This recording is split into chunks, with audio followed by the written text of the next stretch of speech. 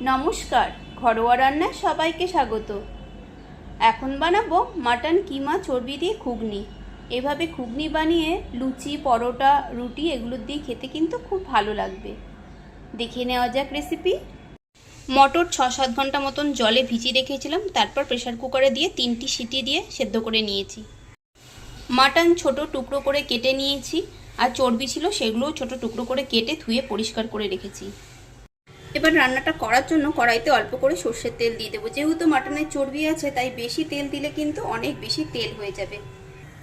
তেল গরম হয়ে গেছে, তেজপাতা, শুকনো লঙ্কা ফোড়ন দিয়ে দেবো। দেবো একটু জিরে, 2টো পেঁয়াজ কুচি করে রেখেছিলাম সেটাও দিয়ে দিলাম। একটু নুন দিয়ে দেবো।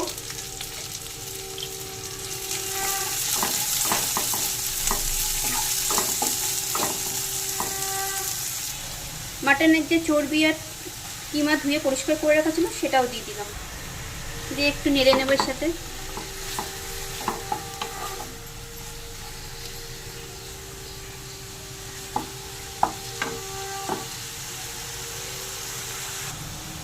এবার অল্প একটু জল দিয়ে দেবো, দিয়ে সব মশলাগুলো দেব।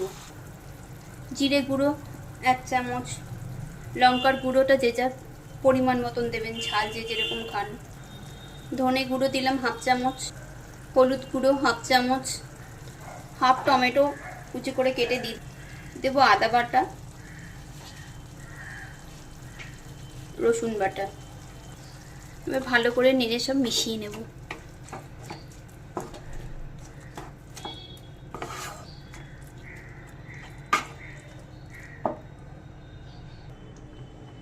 সব মিশিয়ে নিয়েছি, এবার ঢেকে কিছুক্ষণ রেখে দেব।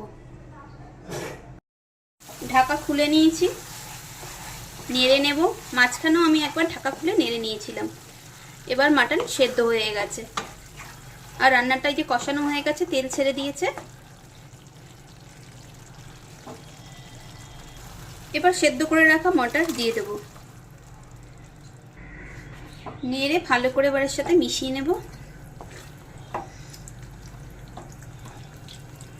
এইভাবে ঘুগনি বানালে দারুণ লাগবে খেতে।